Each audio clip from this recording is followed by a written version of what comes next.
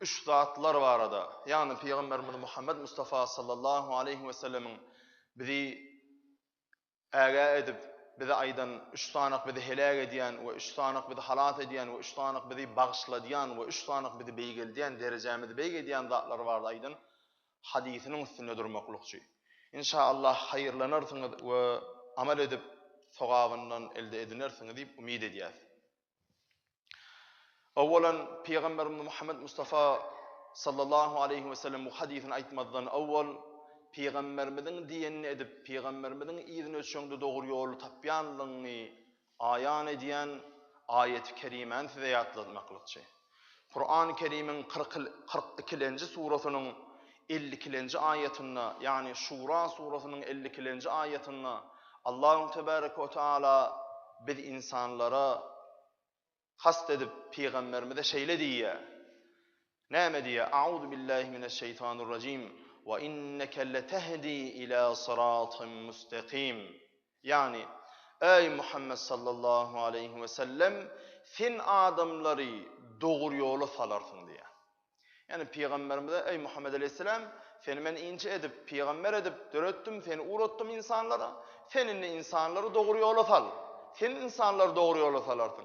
Bir de hemen kastetti. Doğru yolu tapacak olsanız menin ferwerim ol Muhammed Mustafa sallallahu aleyhi ve sellem ýüzüne düşün. Doğru ýolda bolmaklygy men şoňa görkezdim. Sizem doğru ýol tapasyňyz gelse, şonuň ýüzüne düşün diýdigi. Peygamberimiz ey Muhammed aleyhisselam ey dostum sen adamlary doğru ýolda salarsyň diýdigi. Bize de degişli. Diýmek biz doğru ýol tapjak bolsak Allah Taala näme diýdi? Adamlar ýagny bizi doğru ýola salarsyň diýip Peygamberimize ýüzlenen boldy. Biz adamlar doğru ýola düşjek bolsak Peygamberimiziň ýüzüne düşmeli. Şonuň üçin hergiz Peygamberimizin aydandan çıkmalılar. Allah Teala şu ayet-i kerimde letehdi yani hadi diýilen bir ady Peygamberimize ýüzlenýär.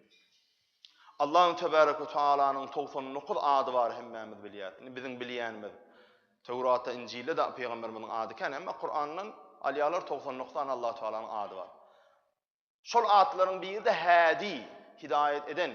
Ama Allah Teala'nın hadi sıfaty yaradıcı manada gidiyor. Ama Peygamberimize Allah Teala öz adı hadi bolsa da Peygamberimize de köp ýerde hadi diýip ýüzlenýär özi. Şaýda da letehdi diýdi, sen dogry ýola salarsyň diýdi. Peygamberimizin de 99 tane adı var. Yani Allah Teala'nın Peygamberimize yüzlenmelerinden ad çykarýarlar 99 tane. Onun da biri hadi. Allah Teala'nın hadiligi yaradıcılığından kast edýär. Peygamberimizin hadiligi Allah'ın öwretmegine göre insanları doğru yola hidayet eden manada. Ey Muhammed sallallahu aleyhi ve sellem sen ümmetlerine doğru yolu görkezýänsiň diýdigi şo. Şonuň üçin Peygamberimiz sallallahu aleyhi ve sellem şu üç tane aýtjak zatlary var. Üç tane bizi helak edýän zat, üç tane bizi halat edýän zat, üç tane bizim günahlarymyzy örtýän kefarat bolýan zat we üç tane bizim derecemizi bu dünýäde we o dünýäde Allah'ın önünde derecemizi beýgeldiýän zat. Peygamberimiz sallallahu aleyhi ve sellem hadis-i şerifinde aýdýar. Bismillahirrahmanirrahim. Thalathun muhlikatun ve thalathun munjiyatun ve thalathun keffaratun ve thalathun derajatun. Adamları helak edýän üç zat, adamları halat edýän üç zat ve günahları bağışladýan üç zat dereceni beýgeldiýän üç zat diýipdir. Indi Peygamberimiz sallallahu aleyhi ve sellem öz ümmetinin amallarını 4 bölek etdi. Näme etdi? Birinjisi muhlikat, helakçylyga uçradýan amallar diýip tanady. Ikinjisi munjiyat, yani helakçylyga uçradyň, indi nejat tapmaly. Helakçylyga uçradyň, günahdan doldun. Indi nejat berýän üç tane zat amallaryň biri helak edýän amallar, ýene biri nejat tapdyrýan amallar, ýene biri keffarat. Eden zatlaryň kefaret edýän, yeterlik bolýan, şoň garşylygynda günahyn bir günah işletseň, şo günahdan gaçjak bolsaň, şo günahyn garşylygynda ýene bir sowab etmeli. Oňa kefarat diýdi. Dördüncü amallar näme? Derajat, şeýle bir amallar biziň derecemizi beýgeldiýän zatlar. Inni şu taýda Peygamberimiz sallallahu aleyhi ve sellemin bir hadis-i şerifini size ýatladyň. Peygamberimiz sallallahu aleyhi ve sellem näme diýär? Bismillahirrahmanirrahim. İnne likulli melikin himan ala inna himallahi maharimuhu. Yani her padişanyň bir goragy bardyr. Äge bolun Allah'ın goragy haram edip goýan zatlardyr diýipdir. Peygamberimizin bu hadisi näme diýjek bolýar? Her paçanyň bir gorugy bardyr. Äger bolun Allah'nyň gorugy onun haram eden zatlarından saklanmaklykdyr diýdi şu. Yani Allahu Teala'nın goruguna girecek bolsaň, Allahu Teala'nın gorugunda boljak bolsaň, erbetlige bu dünýäde erbetligiň ýygyny düşüp erbetlige barmajak bol, erbetlige uçuramajak boldan o kıyamet gabrda adaby da uçar bolmajak boldan o kıyamatda da dowdaga düşmejek bolsaň, Allah'nın haram eden işinden saklan, şo sana yeter diýipdir. Yeter ki sen Allah Teala haram etdi şu işi diýip Allah haram eden, Allah'ın haram eden zadından saklanmasan men helakçılık uçurar neydi? Sen Allah'ın haram eden zadından sakla, Allah seni gorar diýdi şu hadis. Her bir paçanyň gorugy vardır, Allah'ın gorugy da haram zatlarından saklanmakdyr. Paçanyň gorugy näme? Paçanyň gorugunda boljak bolsaň, paçanyň goýan düzgün nizamy kanundan çykma. İçeri işler ministerligi we hukuklyk biziň hukukymyz goraýjy edaralar var. Sen arassaja düzgün kanuna laýyk ýaşasaň, sen hergiz hakyň hukukyň gorak gelmeli. Kanun şeýle. Ýok, paçanyň gorugunda bolasyň gelýärmi? Onda sen haramlykly, şu kanuny bozýan zatlardan saklan. Ýok, özüň narşad edip, özüň o kanuny bozup düzgüne laýyk ýaşamasaň, onda kanun elbetde seni alardanym ceza çekdirer, zynnan atar. Şu zynnana düşmejek bolsaň, paçanyň gorugundan çykmajak bolsaň, onda şu paçanyň goýan düzgün nizamyna laýyk ýaşa, kanuny bozmada, kanun seni alyp zynnana atmasyn. Kanunyň gorugunda boljak bolsaň, ýani zynnana düşmejek bolsaňyz, gidip adam öldüräýäňde, ýa bir da edäýäňde, ýa bir ogurlyk edäýäňde, çünki sen tutup zynnana atýarlar. Kanunyň gorugunda galýan. Paça da sen arasda bolýandy, goruya ýok. Düzgünü bozsaň, kanun bozsaň sen zynnana atýar. Şondan goran şoňy diýýär. Allah'ın zynnany bolan dowdaga düşmejegen bolsaň, Allah'ın haram eden işlerinden saklanma seni Allah şu dünýede de, o dünýede de erbetliklerden gorasyn. Mesela kanun mesela aýdaly zapovednik bir gorug ýeri bolýar. Şo tak bir kanun goýýar hökümet. Şu gorug ýere girme, giräýseňem şu bağı kesmeller, şu ağacı kesmeller, şu meyveni plan etmeller, şu canlarla atmaller diýip kanun goýýar. Şonu etseňem plança ýyl türme, plan zynnan, plança pulum jerime goýýar sana. Indi sen şol zatlary etmejek bolsaň, şol zynnany düşmejek bolsaň, şol jerimeni tölemejek bolsaň, şol zatlardan saklanmaly. Aynen şol ýalam kıyamat mahşer gününe barýançaň, gabrda berzah alemine Allah'ın rahmetini duçar ol, cennetin ýetini alyp ýatjakmy? Onda şu berzah alemine, gabr alemine sana ziyan berjek zatdan şu taýda saklan. O kıyamet mahşer gününe Allahu Teala'nın dowdugyna düşjek dälmi? Şu taýda Allahu Teala'nın haram eden zatlarından saklanma, Allah'ın halal eden zadyna ýapyş. Indi inşallah şu üç tanak bizi Peygamberimiz sallallahu aleyhi ve sellem hadisinde näme diýdi? Üç tanak helak edýän zat, üç tanak halat edýän zat we biziň günälerimizi bagşlatdyrýan üç tanak zat we biziň derejemizi beýgildiýän üç tanak zat diýdi. Şol üç tanak bizi helak edýän zatyň birlenjisi şol edi jemaat. Şuhul mata'i, adamlardaky gysgançlyk diýipdir. Gysgançlyk diýilýän zat bizi helak edýär. Näme üçin? Çünki Peygamberimiz Muhammed Mustafa sallallahu aleyhi ve sellem hadis-i şerifinde gysgançlyk barada şeýle diýär. Ma mihnal islam mihna şuhhan şey'un. İslam'a gysgançlyk ýaly güýçlü ziyan berýän zat ýokdur. İslam'a güýçlü ziyan berýän zat gysgançlykdyr diýipdir. Çünki gysgançlyk adamyny alýadanymy zekat bermeklikden, sadaka bermeklikden, yani İslam dininde Allahu Teala Kur'an-ı Kerim ve Peygamber sallallahu aleyhi ve sellem hadis-i şerifinde bize näme zady çykdyjy edemizde bize näme hayır bardygyny aýdýan bolsa, şol zady gysgançlyk bilen saklamaklyk bizi helakçylyga uçurady. Näme helakçylyga uçuratjak? Zekat bermediň malyň bir gün bolmasa bir gün bela sürüjek. Çünki zekatsız mal gorugsyz bir çoponsuz mal ýaly. Möjük böre islan wagty gelip sallarar, islan gozyny alar gider. Malyň dünýäň gorugyny isleýän bolsaň zekat bermeklikde gysgançy bolma. we şahsen öz başyna bir bela gelmekligini islemeýän bolsaň, onu Allah Taala'nın beren mal dünýäsinden zekatyn berýän bollu da diýmedi, daşyndan nefir sadakadan daşda durma. Kıskanç bolluň ýokman başyna bir bela geler diýipdir Peygamber Muhammed Mustafa sallallahu aleyhi ve sellem. Yine bir hadisinde näme diýär Peygamber aleyhisselam? Sahibud deyni mahsurun bideynihi fi qabri yeşku ilallahil vahdete.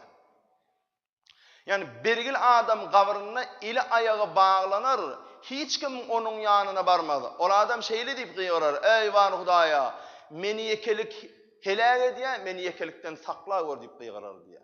Bergil adam. Bu hale ne edik geldi? Kıskançlıktan geldi. Birinin karadalli, haiş etti, olla kardını bitirdi, bu da varıp onu radi etmedi. Yani bergitini vermedi. Ne için? Elini pul düştü. Eline yağdayı bar olmam, ay şunu has artanına berernay, şunu men saklayın, men şunu verdim. Zadım adal ya deyip kıskançlıktan bergitini vermedi. Bu kavurda da azaba duçar boldu. Şonun için insani birinci helak ediyen zat kıskançlık edeceğim adı. Kıskançlıktan özümüz saklamalı. İkinci insanı helak ediyen zat huvel mutteba' diye. İyidine düşülen arzu. Hem adamda da arzu var edeceğim adı. Arzu etmeklik ziyan değil. Şeriat arzu etmekliği eribet gören akıyor. Arzu edende doğru arzu etmekliği doğru görüyor. Mesela Allah Teala'nın radiliğine ne edip kavuştum kan? Bay olsam da zekat versem Allah'ın rızasına kavuşurum deyip baylığı şolu açıdan arzu etmeklik elbette. Ya da hani alim olup, iyilin ökte olup, dine min olayın deyip değil, alim olayın amel edeyin, emr-i ma'ruf nehyü anil münker edeyin, emr-i ma'ruf edeyin, adamlar qovluğu çağırayın, nehyü anil münker, adamlar elbetlikten qaytarayın ve neticede Allah'ın onu sogap kazanayın deyip arzu etmeklik. Emma bir helak edecek zat hayta arzu, boş boşuna kıyamet günü var o, ölmelo, kavra varmalo deyip şu zatları kelleğine getirmen, boş yeri, bay olsam da idenimi etsem, bay olsam da İslam gıydım bilen geçsem, bay olsam da İslam'ım giysem, İslam tüysem de yaşasam deyip, yani kıyamet yadından çıkıp, Allah'ın rızası yadından çıkıp, sırf dine şu dünyada o yaşamaklık için dünyanı arzu etmeklik bizi helaklığa uçuratacak. Alimlerimiz ne deyiptir? El-hava mağfurun li sahibihi ma lem ya'mel ev yetekellem. Eğer arzu dile getirsen ya da şonun iyidine düşüp gitmesen, eğer arzu dile getirmesen deyiptir ya da şonun iyidine düşüp gitmesen arzu bağışlanılyar deyiptir. Yani yüreğine gelip gidenin ziyanı yok. Gidenin ziyanı yok. Onun için Allah Teala Kur'an-ı Kerim'de ne diyor? Yani Peygamberimiz ne diyor berdi? Arzu kalbına gelmekliği bir ziyan zat değil. Eğer diline gelmese ve şonun iyidine düşüp gitmesen. Alimlerin aydayan şu. Yani kalbına bir erbet zatın arzuya gelmekliği ol normal zat. Yani adam sinagda Allah Teala'nın özü bir de nefs verdi. O asıl yaratılış fıtratımızda, hamir mayamızda dünya kızmaklık, boş bir iderek zat arzu etmeklik içine gelebilir. Ol günah değil. Erbet arzu geldi mi? Estağfurullah. Allahümme inni a'udhu bike min şerri nefsi. Ey Allah'ım beni öz nefsimin şerrinden özün koru deyip ervet arzu gelir. Her bir adama ahun molla işan her birin kalbine gelir. Çünkü sen insan. Allah Teala özü veriyor sana nefsine ervet arzuyu. Sinag. Onun şu arzu geleyen vaktinde ziyanı yok. Eğer şonun iyiliğine çıkıp gitmesen ve şunu hüvet edip dile getirmesen. Ana şu tayda sogap kazanmalı ne edip? Estağfurullah bu biderek arzu deyip.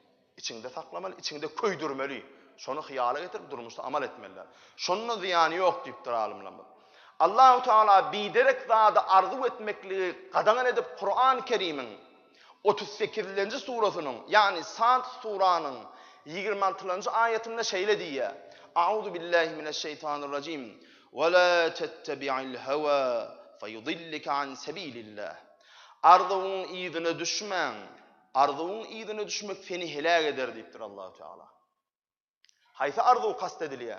Seni Allah'dan daş edecek, seni avraydan daş edecek, seni insanlığın içinden insanlıktan daş edecek haram arzuların iyidine düşme. Şayet o haram arzular seni helakçılığa uçuradır deyiptir. Yine Allahu Tebaraka ve Teala Kur'an-ı Kerim'in Kasas suresi yani 28. suranın 50. ayetinde şeyle diye: Euzu billahi mineşşeytanirracim. Ve men adallu mimmen ittaba'a havahu bighayri huden min Allah. İnnallâhe lâ yehdil kavmez zalimin. Sadakallahul azim. Ardıň ýygyny düşmekden aňyrda erbet zat ýokdur. Iň erbet zat adam üçin ardyň ýygyny düşmeklikdir. Haýsy ardy kastetdi? Aňyrdy bolmaýan, düýübi bolmaýan, soňunda bir sogap gazanylmaýan bir ardyň ýygyny düşmeklik, şondan erbet zat ýokdur insan üçin diýipdir. Şonuň üçin bir jaman bir helak etjek zatyň birlenjisi näme? Gysgançlyk. İkilenjisi de biderek, manisi mazmuny bolmadyk. Diňe bäş ýalançyda lezzeti bolup ýygynyň nejasaty bolan bir ardyň ýygyny düşmeklik bizi gysgançlyk we biderek zatyň ardyň ýygyny düşmeklik bizi helak etjek. Üçüncü adamyny helak etjek zat we i'jabul mar'u bi nefsihi. Bir adamyň özüni halap, özünden radi bolmaklygy ol adamyny helak eder diýipdir. Yani bir adamyň özüni halap özünden radi bolmaklygy diýeni özünden başga adamyny adam hatap edenek. Men güýçlüdür, menden güýçlü ýok. Şu işi men gowulýan, menden başga gowulýan ýok. Men gowwagdy diýen, men gow Kur'an okuyan, men gow azan aýdýan. Hawa men gow işgär, men plan edýän Allah Teala'nın beren zadyny Allah'dan bilenek men etdim diýe. Özünden radi bolýar. Özüne gowun etýär. Nauzu billah. Ana Allahu Tebaraka ve Teala'nın bize sinek dünyasında ziyan berjek zatlaryň biri. Özüň radi bolmak. Peygamberimiz sallallahu aleyhi ve sellem näme diýipdir hadis-i şerifinde? Kefâ bil mar'i jahilen ay ya'jube bi nefsihi. Özüni halap, özüni hemmelerden ýokary hasaplan adam nadandır diýipdir Peygamberimiz. Sahih hadis. Özüni halap, özüni gowurup, özüni hemmelerden ýokary tutan adam nadandır. Bileýin, tanak goýaýyn şol adamy diýipdir. Bir zat derece Allah Teala sana berse, Allah berdi bana şunu. Bana Allah ilim berdi. Men şu ilime laýyk boljak boldan pespäl bolaýyn. Ilim bilen gapdanyň gelýän ulumsulugy ýeňeýin. Bana şu baýlygy Allah ihsan etdi. Şu bereketi Allah berdi. Men şu baýlygyň şükürhanatynyň deregine zekatymy ýerine wagtynda bereýin. Zekatymy oňdaşyna nefil sadakalar bereýin. We ýa bir derece wezipe berbiler. Men plan diýip gawrylyp özüň ulumsy tutma. Allah bana şu wezipeni berdi. Diýmek sen bir wezipe geçende men başlyk diýip şu adamlardan özüň üstün görme. Wezipende başlyk bolan elindäki adamlaryň tersine şu adamlaryň hyzmatyny goýdy Allahu Teala meni. Menen bir edarada bir zadyň başlygy bolup bilersiňiz. Sen başlyk bolup başlyk diýseler, sen ol adamlar men başlyk bular kiçimen diýip olardan özüň üstün görme. Sen olardan pes gör özüňi. We şükür et Hudaýa şu adamlaryň arasyna adalatly bolup, şu adamlaryň arasyna şu edilýän işlerde dogry bolmaklykda sana hyzmat etmekligi, sana öňde bolmaklygy nesip etdi. Sogabyny alaýyn diýdi. Men şu adam başlyk diýme, men şu adamyň hyzmatçysy diýip düşün. Özüňi pes tut. Ýok, tersine men başlyk diýip özüň olardan üstüni gördüň, özüň men gördüň, bagtyň ýatdy. Sen şu zat helaklige uçurajak. Çünkü Allah Teala ulumsa meniň düşmanymdyr diýär. Ulu bolan tek kim? Allah Celle Celaluhu. Şonuň üçin her wagt näçe derece eýe bolsaň bol, ilmde bolsun, baýlykda bolsun, wezipede tapawuty ýok. Öňden çykan her adama gözüň gyşyp, ki adam bolýar da çalaja bir baýa urýar, çalaja bir wezipege geçip urýar, çalaja bir iýliňçini öňe saýlany urýar, bolýan gaşy çytyp, salamlaşyny dawam şeýdip salamlaşyp, Allah'nın ýigrenýän zadydyr şol. Güler ýüzüň aýyrma. Onu da şu pespäl eken diýdirjek bolup del. Allah menden näde bolaýmasyn. Şu adamlar wezipege geçip ulu bolupdyr diýip Allah Teala'nın närdalagyny men ertäýmesin diýdi. Fi sebiler kalbyňdan güler ýüzlü bol. Kalbyňdan ýumşak bol. Hyzmat diýdi başyňa ýa dur. Şonu Allah teň derejäňi beýildir. Ýok tersine boldyňmy? Hana Peýgamberiň hadisi seni helakçylyga uçurajak şu zatdyr. Türkmenana näme diýär? Her göreniň hadyry bil, her giýjäni gadyr bil. Her gijeetinde şu gije gadyrdyr o diýip bir ütgeşik namazda gapy wada edecek bol. Her öňünden çykan kim bolsa güler ýüz berjek bol. Alym martda wezipem bolan o diýip gaşyny çytyjy bolayma, wezipem artdy, alym martdy juguýym galňady diýip gaşyny çytyp bir adama güler ýüz bermen, ulumuz bolup gaharly teret on näde atyn? Şaýat birden Hyzyr aleyhisselam bolaýmasyn. Gargynjyny eýe bolaýma. Yine de Peygamberimiz sallallahu aleyhi ve sellem hadis-i şerifinde näme diýär? Bismillahirrahmanirrahim. Qala Rasulullah: "Men ta'azzama bi nefsihi ve ikhtara fi meşyetihi laqiyallahu ve huve aleyhi gazbanun." Haýsy bir adam özüni hemme adamlardan ýokary hataplasa, özüni iyile görkezjek bolup gawaryp men eýlemen beýle diýse, şol adam kıyamatda Allah'ın gahar gazabına sataşar diýipdir Peygamberimiz sallallahu aleyhi ve sellem. Şonuň üçin şol hereketden özümiz saklamaly, helakçylyk erçek zat şol ekeni diýjem. Biri helak etjek zatyň birlenjesi gysgançlyk, ikilenjisi näme? Biderek boş ardy bolanyň ýygyna düşmeklik, üçlenjisi de menmenlik edip öz-özüňden razy bolup, özüňden başgadan özüňi ileri tutmak, özüňi beýik tutmak adamyny helak etjek zatlaryň biri ekeni diýjem. Üç tane helak edýän zat şol diýjem. Gysgançlyk, biderek boş ardy bolanyň ýygyna düşmeklik we özüňe göwnüň etip özüňden özgäni özüňden pes görmeklik. Üç tane halat edýän zatlar o ammel munjiyat, üç tane halat edýän zat da şol. Birlenjisi şeýle fel adlu fil gadabi wer rida. Yani gahar bir de halat boljak bolsaň halat edýän zatyň üç tanagynyň biri nämeken? Birlenjisi gaharly wagtynda da hoş gowy keypli ýagdaýyň gowy wagtynda da adalatly bolmaklyk. Näçe gaharyň gelse gelibersin. Bir adama gahar melli diýip, meselen bir zatda başlyk ýa bir zatda saňa maslaga salat alýan adam bolup bilersiň. Senin gaharly wagtynda iki san dawagar gelýär, saňa dawaňy çözdürýär.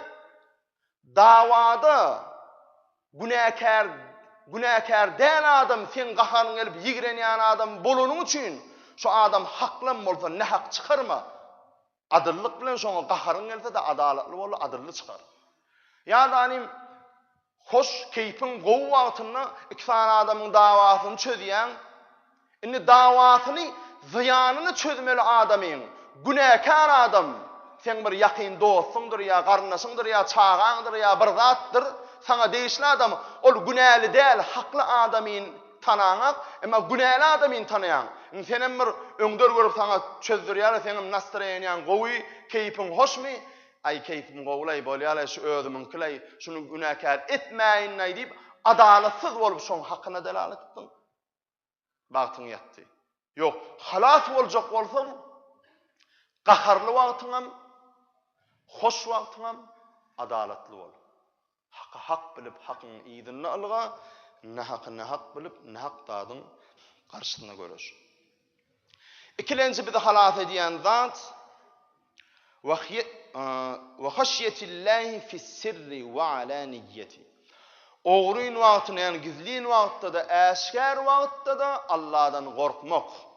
Şu taýda illa biz Türkmen, illa şäher ýaşaýjynyň ýaşlaryna şu halat edýän üç dadyň ikilenjisi degişli. Nähili? Näme diýdi halat edýän birlenji zat nämeken? Gaharly bol, hoşal bol, adalatly bolmak. İkilenji nämeken? Gizliň wagtda da, hiç kim görmeýän we hiç kim seni tanamaýan wagtynda da Allah'dan gorkmak we senin her kim seni görýän wagtyny äşkär ýylyň içinde de Allah'dan gorkmak. Emma käbirlenme nähili? Her kimin görýän wagtyny töwelen we şu namazy durupdyr diýip berekella alýar, beş wagt namazy gatnaýa, bir daqna ýa jumga gelýär. Toplumda köpçülükde namaz okulsa namaz okuýar, köpçülükde cenaza okulsa cenaza okuýar. Allah görüp dur, Allah ýaşar. Emma hiç kimin öz pikirçe hiç kimin görmeýän wagty. Allah'ın görmeýän ýeri we ýa görmeýän wagty barmy? Meselem gitdi Krasnovod'a. Türkmen başa, Avaza, deňide. Ay adamlar men tanana aklay, hiç kim meni bilen aklay, namaza barýanmy, jumga barýan, kim tanap dur diýip pıtsapıcurlyklaryň ýygyna gelip ýörmü? Hiç kim görmez de hiç kim bilmez. Ülünçän şu sır bolup galar belki. Emma Allah bilip dur, Allah görüp dur. Kıyamatda Allah Teala öňüne nädik gizlejek onu. Halas boljak bolsaň gizlin wagtda, äşkär wagtda Allah'dan gork. Her bir wagtda hiç kim görmese de Allah meni görüp dur diýip iýleň sen tanayan ýerinde de, tanamayan ýerinde de. Ya da günni ýyllarynda namaza wagt edilýän ýerde, ya mevlid okulýan ýerde, ya jumuda, ya plan gowy ýerlerde. Emma ne häwir eline pulluşdy, dogry ýaş, ölüp barýansyň ýöne sogaby şonno, saklanma. Hiç kim görana aýdyp giýjelerini barylmayan, giýje barylýan ýerlere barma. Ay hiç kim tanana aýdyp baryp futbola pul goýup gaýtma. Allah görüp dur, ondan haram kazandyň, Allah sana belany berer. Nauzu billah. Boş arzuň ýerine kapylýar. Birden menki çykaýdy plança milyon menki bar. Bulup durum şu plança diýäniň 10 essesi bolup eliňe gelip dur. Haramatyň meda saňa ol. Sen Hudaýa secde etdiňe. Sen Hudaýa ihdinas sıratal müstakim, ey Allah men dogry ýoluňa hidayet et diýdiňe sen. Diýen dileňe görä hereket etdi. Diliň bir zat gürläp dursa, on kisiň başga zat edip dursa sen dogry ýol tapmarsyň. Şonuň üçin günümüziň ýaşlaryna şol zat bar. Näme? Allah'ın görýän ýerini, görmeýän ýerini diýilen düşünje, Allah hemme ýeri görýär, hemme wagt görýär. Giýje günnüz, gizlin we äşkär, sen pikiriňe görä gizlin we äşkär, her bir ýerde Allah'dan gork. Allah şol işetse menden rady bolar owdy. Allah şol işetse menden narda bolaýmasyn owdy de gork. Bir de halat edýän zatlaryň birlenjisi näme eken? Gaharly bol, keypiň hoş bolsun, adalatly bolmak eken. Ikilenjisi de gizlin we äşkär ýerde, her bir ýerde Allah'dan gork. Allah'nyň etmediýän dadynyň saklan, etdiýän dadyna da bagyryňa basyp garaş, yapyş şolada. Üçüncü bizi halat edecek zat wal qasdu fil fakri wal ghina. Baýlykda da, garyplykda da ortaça bolmak. Hani Peygamber sallallahu aleyhi ve sellem bunu näme kast edýär? Baýlykda da, garyplykda da ortaça bolmak diýýäni kadamma baý bolýar, baý bollugam nefsini öňüne düşürýär. Yok, ortaça bol. Baýlyk Allah berdi o maňa diýip baýlygyň gadyryny sahylyk bilen bil. Kadam bolýar günümizde Hudaýa şükür inne adalyp ýok bolup gitsin Hudaýym. Ýöne günümizde bolly her bir türkmen maşgalanyň ojagynda bolly narkomanlyk diýilýän zat. O köplen şu adamlarda köp türkmen ojagynda şu 70 ýyl orhun elinde ýaşap erbet öwrülenden zat arak içmek. Köp ojakda bar. Özümem illa köp sorak gören gabat gelýän de dogurmanlaşyňda bolýar, dosýanynda bolýar şu agdyny daýalan. Goýa günümizde alkaş diýip tanýar. Gereginden adyk içip içkili bolýan adam, aýyaş bolýan adamlarda %80 gabat gelýän soraýan ideýän on ya durmuşdyna bir garyplygyna alap şonu edýär, ya da bir aýrylyga ya bir erbet başyna bir bela beripdir Allah Taala bir sine üçin şoňa şükür etmän barýar. Näme üçin içýän? Ay plan bol dogany meýtejem meýti qakan meýti diýen bolýar, gaharlanan bolýar içe. O içeniň bilen düzelýärmi ol? Ya sen çekip narkoman bolanyň düzelýärmi ol? Ol namartlyk ol. Egerden merdana bolsaň, şol gelen başyňa gelen belan garşysyna mert bol, şol zadyň garşysyna görüş. Şükür et, sabr et.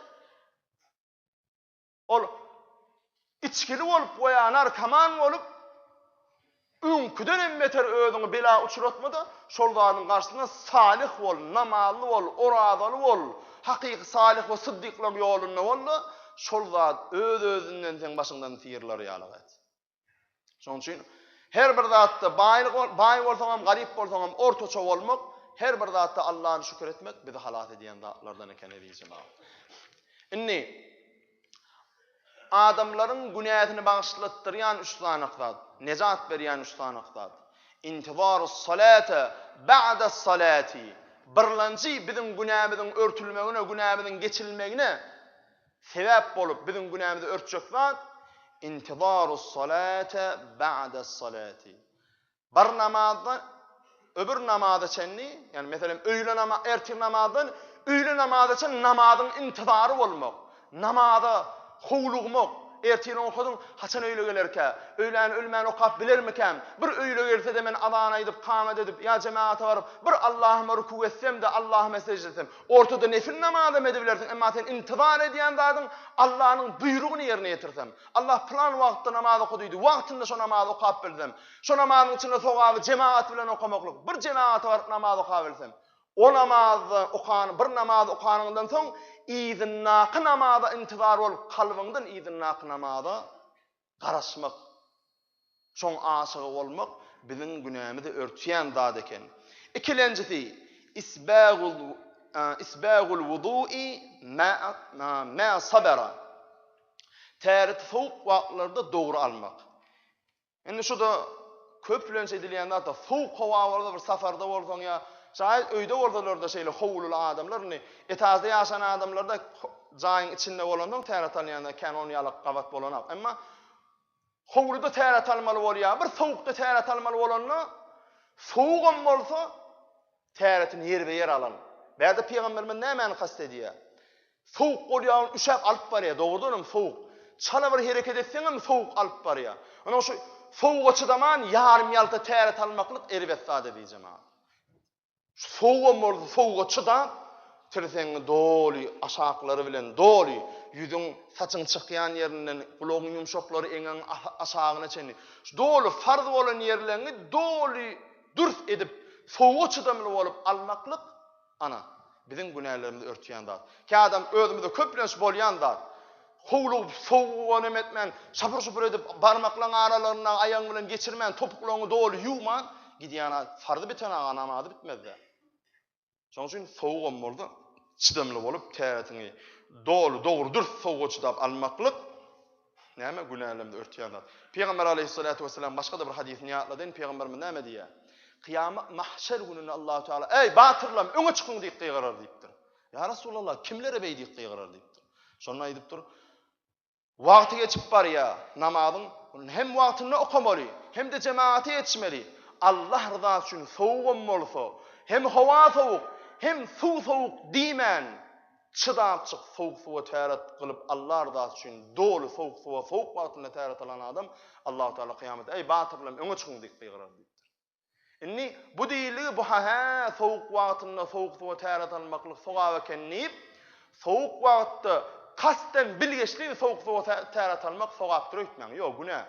Soğuk suwa bilgeçli soğuk suwa täret alyp özüň keseli ettirmek erbet zat. Emma şonýalyk gabat gelen ýagdaýda çydamly bolup soğuk suwa almak, soğuk suwa täreti düzgün almakly kast edilýär. Araňyzda käbirler uklap ýatyr zaman tuduruň täret alyp gelsin. Inni adamlaryň günäsini örtýän üç tanyk zady da aýtdyk ebi jemaat. Inni adamyň derejesini beýildiýän zat. O dönemi ve it'amut ta'ama birlenjisi musulman doganyna nahar bermek, özüňden özüňi iý biçirip bir garyp adamyny doýurup baryp şonu yaplanıp uklanmasalar gidip täret alsınlar diýjem.